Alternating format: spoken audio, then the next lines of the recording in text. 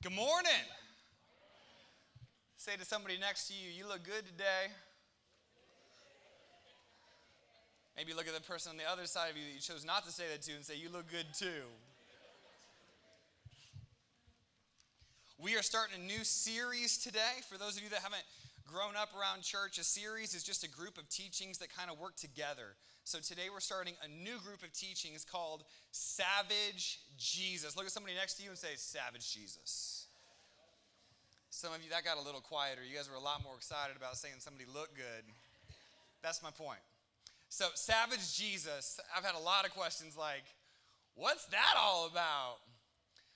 How many of you know that over time, the meaning of words can change, right? In fact, sometimes there's even some generational gaps. Have you ever texted maybe a parent and they received what you said different than what you intended it to mean? Anybody have that moment?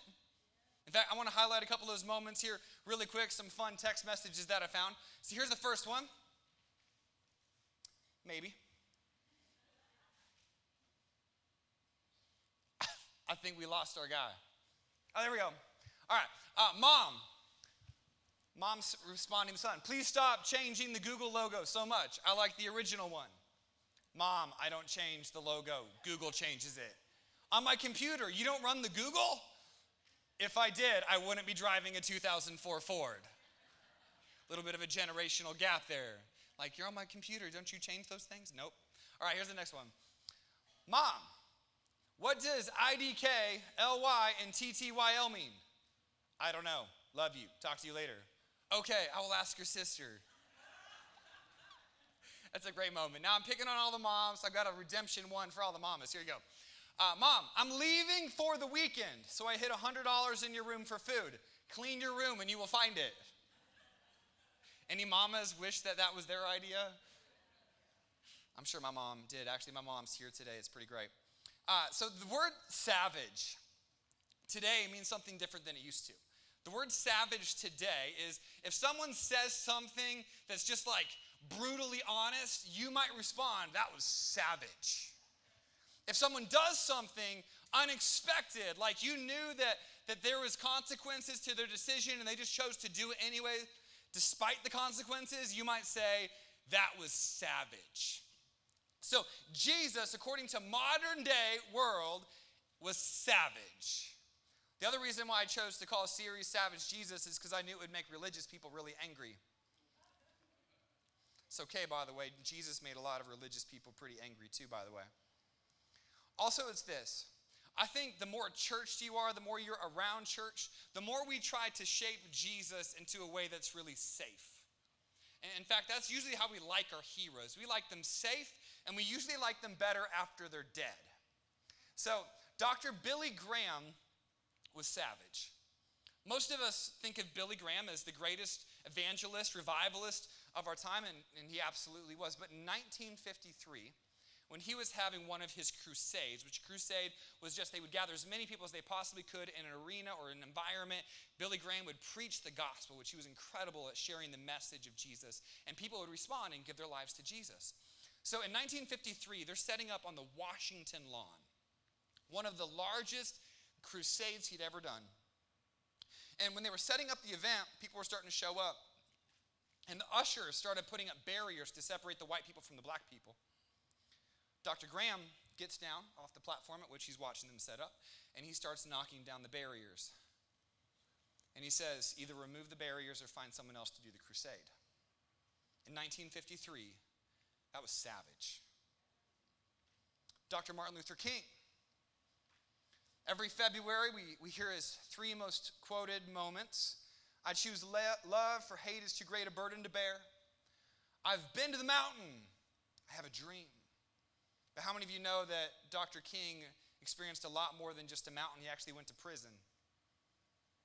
He went to prison because of the persecution of the people he was fighting against, also for the people that he was fighting for. I think sometimes when we think of Jesus, we think of the Jesus that we want Jesus to be. We think of Jesus by like the coffee cup mugs. Like some of us have a coffee cup theology. We like the Jesus that says, love people. Turn the other cheek. Go the extra mile. But how many of you know that Jesus was a lot more than just free hugs? He was savage. One day Jesus went to church, and as he walked in, he noticed something. The high priest owned all of the land outside of Jerusalem. He owned the sheep that would be sold for sacrifices, all of them. He got a cut of the tax that you would be charged as you entered the place of God. And then you would go in, and if you came from out of town, you would have to exchange currency, at which he got a cut from that. And then you would go and buy a sacrifice, at which he overcharged, making it so poor people couldn't afford a sacrifice to be made right with God. Poor people would actually sit outside of the temple begging for money, hoping they'd get enough money to buy a lamb so they could go and have sacrifice. So Jesus walks in and he sees a religious environment that had become more about profit and power than about the presence of God. And in the midst of anger, he grabs some rope, he forms a whip, and on the entrance of this temple, he starts throwing tables, and the tax collectors, he starts whipping them with the rope and kicking them out of church. That was savage. At one point, he talks to the religious leaders of the time, and he says, "Broads of vipers, you are of your father, the devil." I've never seen that on a coffee mug before. He got so mad at death, he decided to overturn it. He got so cramped in his grave that after the price had been paid, he kicked the cover off of the borrowed tomb. And in every gospel, it lets us know it was a borrowed tomb. Why was it borrowed? He didn't intend to stay there. And here's the part that's easily missed. When he resurrected from the grave, it says that he actually folded the linens and put them on the table. It wasn't for me. That was savage. And when he comes back, he says he's not coming back as a lamb, he's coming as a lion. And with this next series of Savage Jesus, we're going to look at who Jesus really was. Was he the image that we have been taught, or was he maybe something different? And we're going to look at the Gospel of Mark, which is the oldest account of Jesus' life. Mark was not one of the 12 disciples, but he was the one who wrote the gospel because Peter, one of Jesus' closest disciples, told him what to write.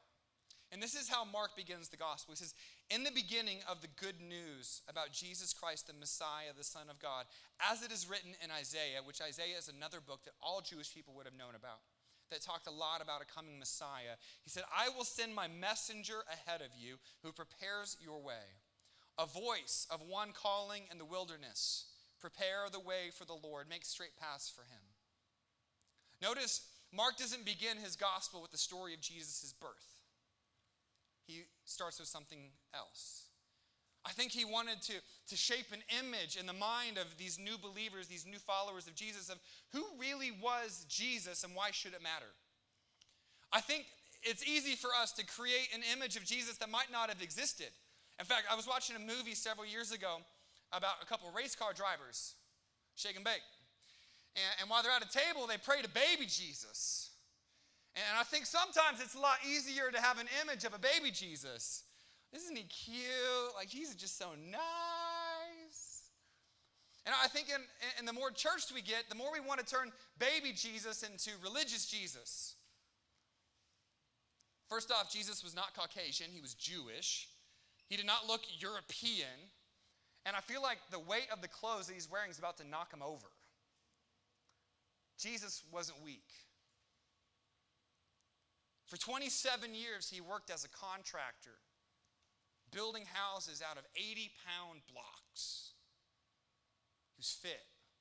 He was a man's man. He was savage.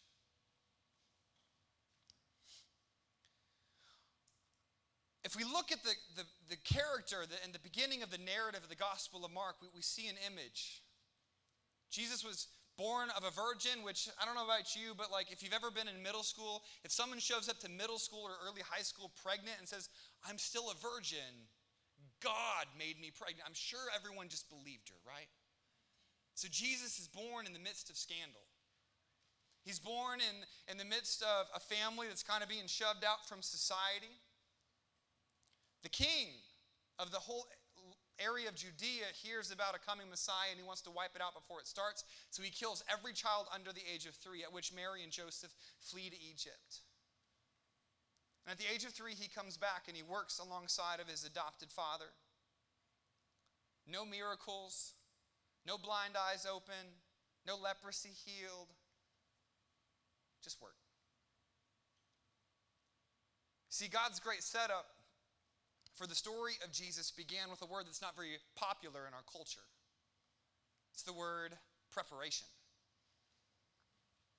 You see, some of you will watch some football today and will enjoy some talented people on a ball field. But there's a lot that happened before they showed up today on game day. There was some preparation that took place to make them good. You see, John, Jesus' cousin, the one that was there to prepare the way, the one that baptized Jesus, he was sent to do something. And here's the story of that. It says, verse 4, so John the Baptist appeared in the wilderness, preaching a baptism of repentance for the forgiveness of sin. Here's why. Because poor people were not allowed in the temple because they couldn't afford to pay the temple tax. They couldn't afford to buy the sacrifice. John went outside and started preaching a salvation that came through baptism. And the whole Judean countryside and all the people of Jerusalem went out to meet him, confessing their sins. They were baptized by him in the Jordan River. John wore clothes made of camel's hair, which was not normal, by the way, with a leather belt around his waist, and he ate locust and gluten-filled wild honey. Come on, somebody. He was savage. And this was his message. After me comes the one more powerful than I, the straps of whose sandal I'm not even worthy to stoop down and untie. I baptize you today with water, but he will baptize you with the Holy Spirit. And the very person that he's talking about to the crowd, this shows up in verse 9. At that time, Jesus came from Nazareth in Galilee, and he was baptized by John in the Jordan. Just as Jesus was coming out of the water, he saw heaven being torn open and the Spirit descending on him like a dove. And a voice came from heaven, "You are my Son, whom I love and whom I'm well pleased." And at once the Spirit sent him out into the wilderness. And he was in the wilderness 40 days being tempted by Satan. He was with the wild animals, and the angels attended him. But the first part of the story is preparation. Before the beginning of Mark's gospel was years that weren't even recorded. Jesus came from Nazareth. I was born in Oskaloosa, Iowa. It's a town of really influential people. No, it's a no-name place full of no-name people that no one really cares about. That was Nazareth. Jesus came from a place of obscurity. He came from a place that no one cared about. In fact, people would even say, what good could come from Nazareth? Could anything good come from Nazareth? When people looked into the ministry of Jesus, they're like, this doesn't make sense. How could someone from Nazareth talk with so much authority? Well, what is it about this Jesus character that's so incredibly different? You see, people would have expected him to come from Jerusalem, the center of religion. Maybe Rome, the center of power and government. Maybe Capernaum, the area that was the center of trade. No, Jesus came from obscurity. He came from Nazareth. Came from preparation and a hidden place. I believe that God has a purpose and a plan on every single one of your lives. And when God has a purpose on your life, he often will lead you to a place of preparation through a season of obscurity, of being hidden and unnoticed behind the scenes. And I think it's easy in the place of obscurity to wonder, what good could come from Nazareth? Could anything good come from being single?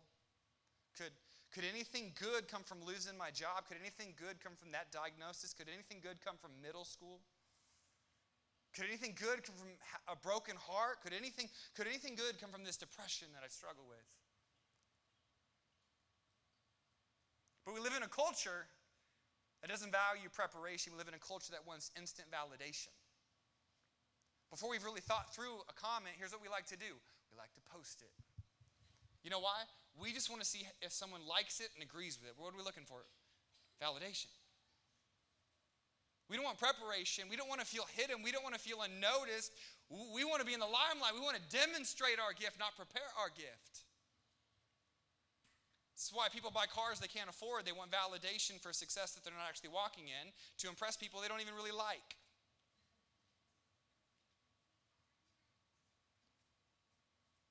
And then the question is this. If Jesus' moment of preparation led to baptism, did you ever wonder why did Jesus have to get baptized?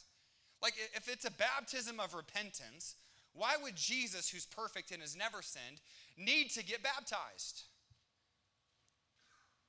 Here's why. Baptism was a sign of obedience of saying, all right, Father, I'll do what you've asked me to do. Going under the water was him saying yes to the cross.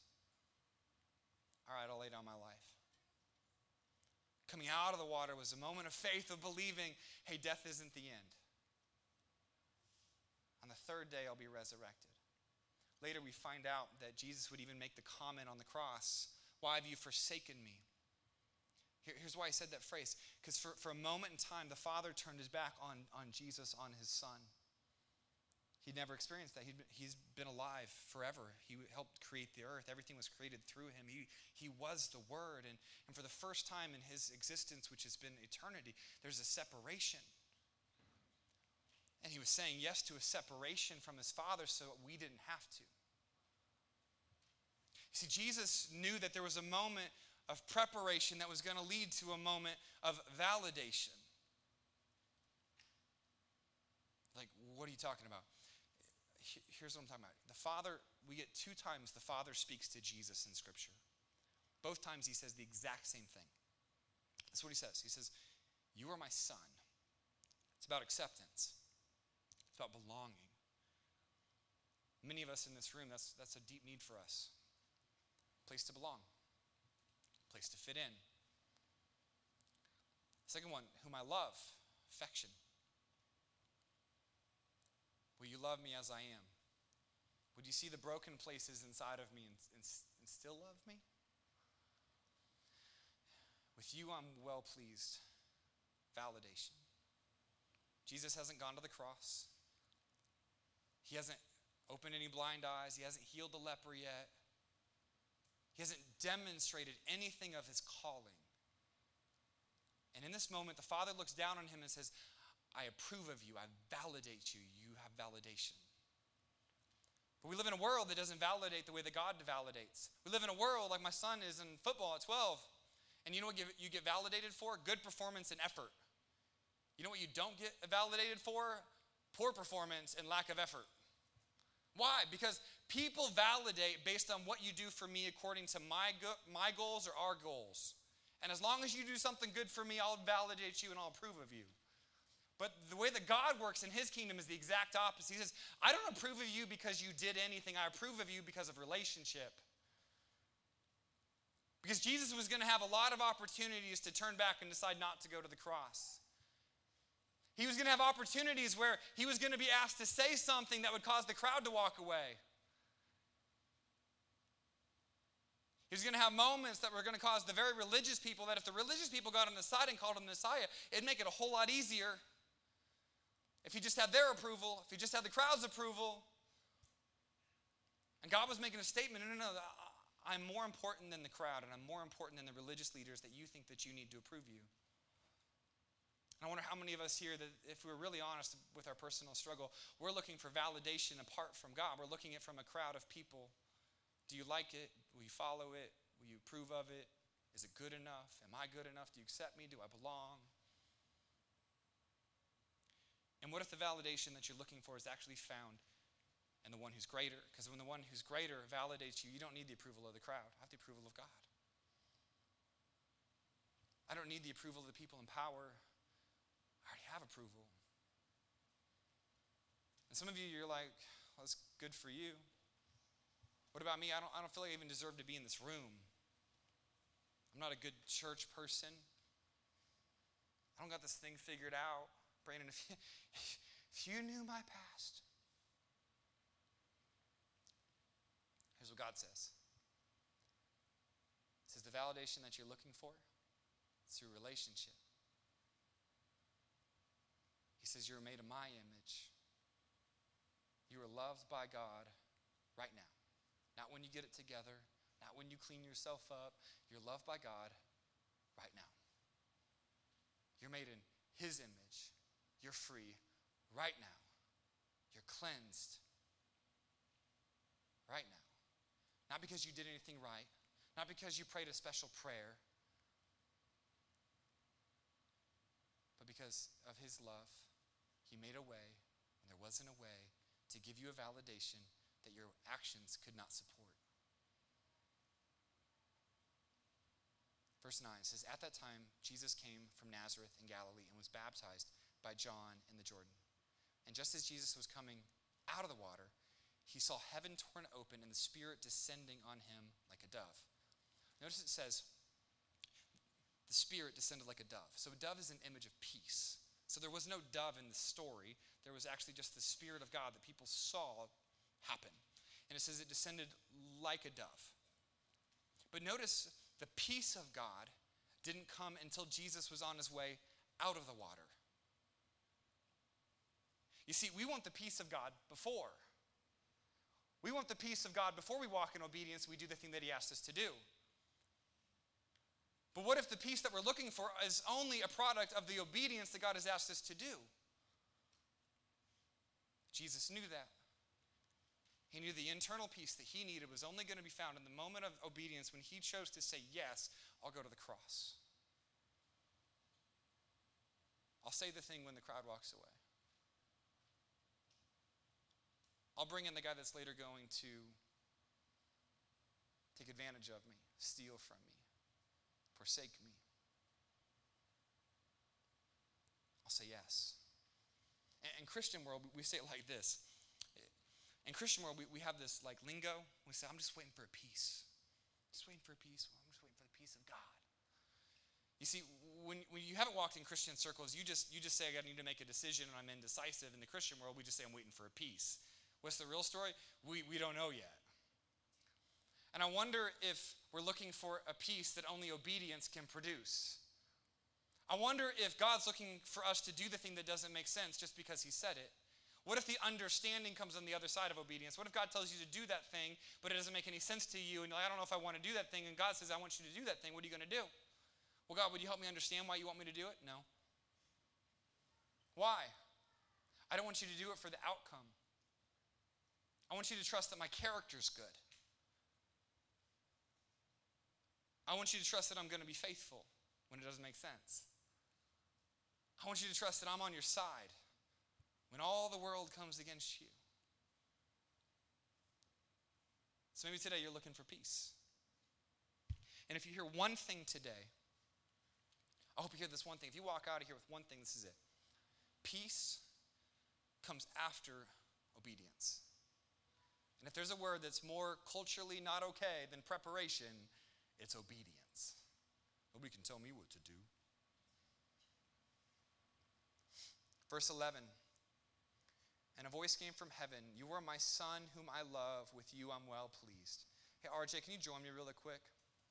And at once the Spirit sent him out into the wilderness where he was tempted by Satan for 40 days. And he went out among the wild animals and the angels took care of him. Here's a question that I've often asked. Why would the dove, the Spirit, lead him to the place where the devil was waiting? I don't like that dove. You know the dove that I want? I want the dove that, like, we see the scene where the Spirit of God's descending like a dove. Like, can I get some dove music? Right? We want that dove. Like, that's pretty. I like the peace of God. The peace of God is going to lead me to a place of comfort. The peace of God is going to lead me to a place where everything just kind of makes sense. But it was the Spirit of God in the form of a dove that led him to the place where the enemy was waiting to take him out.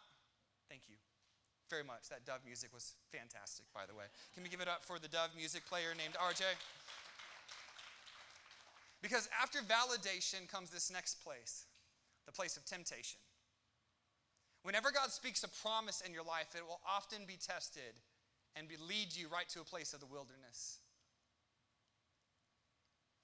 And then you read the Lord's Prayer, Lead us not into temptation, but deliver us from the evil one. Why would the Spirit of God lead Jesus to a place that he taught us to pray against?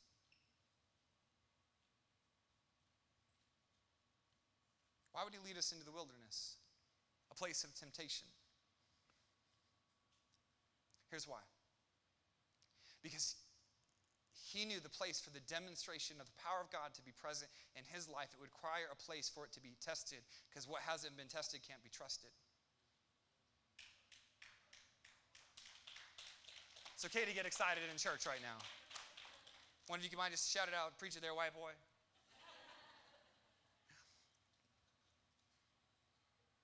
See, Jesus was savage, and he knew that he had to go to the wilderness to prove. But Mark gives it one verse. He was tested, tempted in the desert. He doesn't even mention the fact that Jesus didn't eat for 40 days. He didn't mention the challenges that he went through. But we live in a world that wants to we want to go on Facebook and tell everyone every little piece of our struggle. Why? Because we're looking for validation, someone to tell us it's going to be all right. Why? Because in the wilderness, you know what it feels like? It's lonely. You feel alone.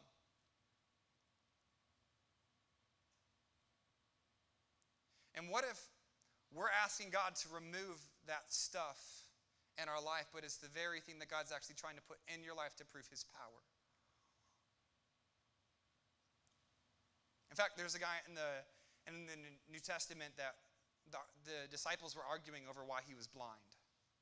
Was it his sin that the reason why he's blind, or was it his parents' sin? And Jesus says, no, that's not it at all. Actually, he was blind his entire life so I could demonstrate my power. That sounds really great unless you're the blind guy that's been blind your entire life. What if the very thing you're asking God to remove from your life is the very place that God's looking to show his power in? We say it even among our friends. The friends we value the most are the ones that were there when it was hard. What if God allows the hard thing to show his love and his goodness and his faithfulness, even in a season of feeling alone in the struggle? Because the greatest temptation in life is to find validation apart from the place of Jesus. That we would look to a crowd to give us approval. In fact, that was Jesus' temptation. Jesus is in this wilderness, standing before Satan, and Satan says, turn the stones into bread, you're hungry, right? Here's what the temptation was really about. Jesus, you're self-sufficient. You don't need any more power than you already got. You good. Jesus replied, I don't live by bread alone. I've got a food you know nothing about. What sustains me is to do the will of my Father who sent me. What's he saying? I'm already accepted. I'm already validated. Satan takes him to the top of the temple and says, throw yourself off the temple and show the angels. They're already on their way, right? The angels will just pick you up. Prove yourself. We live in a world that's prove yourself. Show your worth. Show your value. Chase $1. Chase that house. Chase that car. Get that girl. Get that guy. Prove yourself. Jesus said, I'm already approved. I ain't got to prove nothing to you. And the last temptation was this, bow down to me. Satan says, if you bow down to me, there's no cross, there's no suffering. I will, for all of eternity, let you rule and reign over all of the earth. A government in your hands, without suffering. Jesus replied, why would I bow down to the one that's already underneath my foot? But how often are we tempted to chase something else?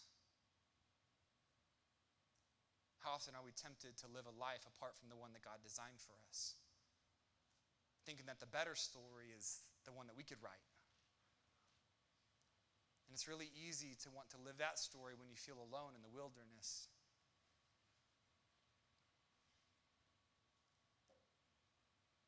And after the place of temptation came the place of demonstration. The angels come down and they bring comfort to Jesus after the demonstration. Why? Because the wilderness is hard. And some of you today, if you're really honest, that's where you're at. You're in a wilderness. You're facing a struggle. And you feel like it's going to defeat you. For some of you, that's why you're here today. is there any hope here? God, are you going to be good here? But the purpose of the wilderness is to demonstrate the power of God that comes after. The purpose of your wilderness, the purpose of your struggle, the purpose of the thing that you want to pray goes out of your life is actually the very place where God's looking to demonstrate his goodness in your life. What if faith is believing before what we'll only understand after? What if faith is believing before we act in obedience that God's going to be faithful and good and true to his promises, before we understand why he asked us to go there in the beginning? Peter, through Mark, Peter spent most of Jesus' life trying to convince him not to go to the cross. Like, Jesus, this is bad for PR. If you die, like, it's over. Like, you can't do this. Like, this is bad. Like, how are you going to overthrow Rome if you're dead? See, Peter thought Jesus came to overthrow Rome to make Israel a world power again. What he didn't know is he came to overthrow the kingdom of darkness, to bring light and salvation and hope into people that were being oppressed by the religious system.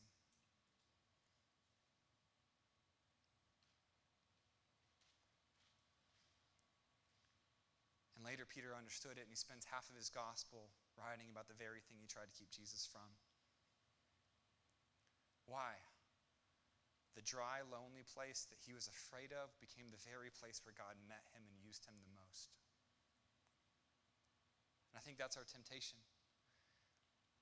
Will I believe it before I see it? Can anything good come from Nazareth? Can anything good come from my dysfunctional past? Can anything good come from the season that I want out of so bad? Can anything good come from that diagnosis?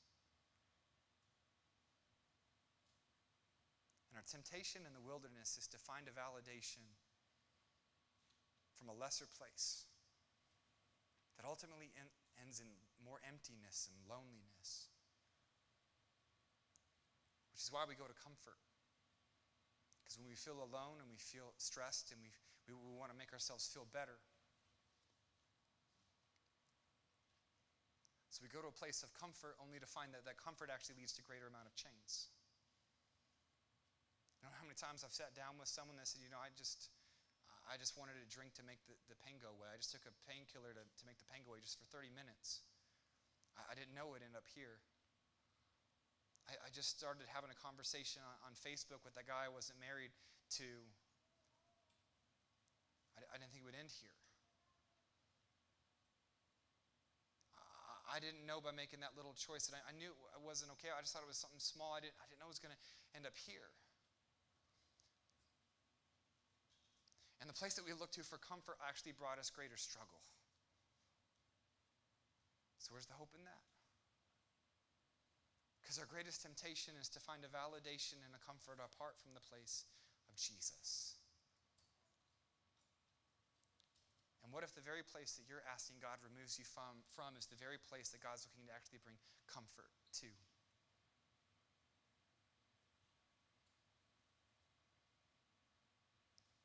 And today the message from God, as I prayed over you this week, is this, is that you would know who you really are. Because when you see Jesus as he really is, you start to understand who you really are. He says, you're mine. I choose you. But God, what about all this mess inside of me? I still choose you. Your validation was never based on your performance. A religious system could never fix the brokenness inside of you. Just me. The love and the affection that you're looking to find in another source, in another form, it'll only lead in greater struggle.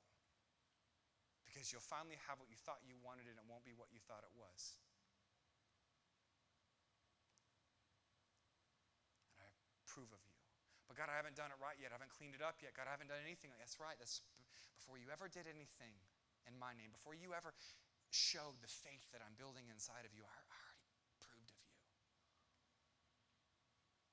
And And so now we do good and we walk in obedience, not trying to earn God's approval. We walk in obedience from a place of already having his approval, which is such a healthier place because you're not trying to earn anything. There's no pressure on it.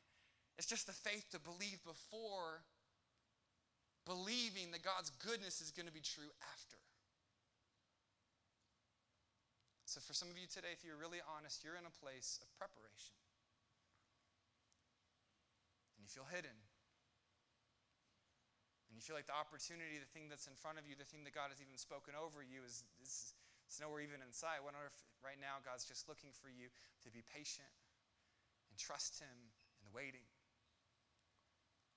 For some of you today, I think the majority of you, you're in a place of wilderness. God, what about here? Could anything good come from this?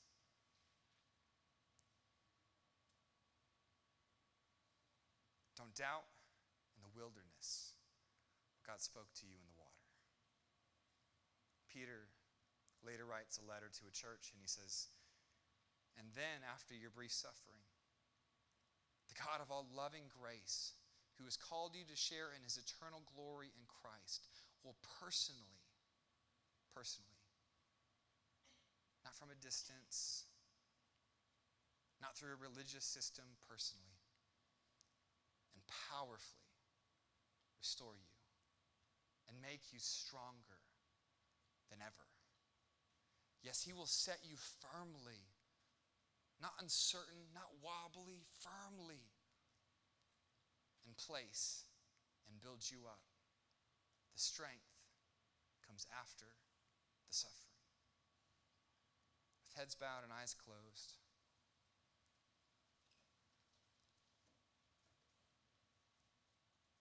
maybe today you're in a place of preparation and you're waiting, trusting that God's going to make a way when it doesn't seem like there's going to be a way.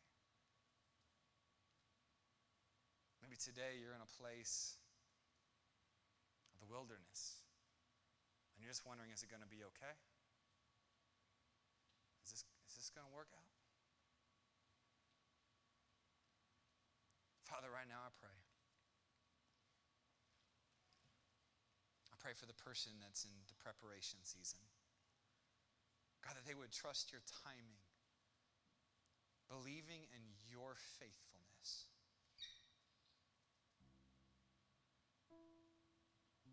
And Father, I pray that you would bring vision and hope.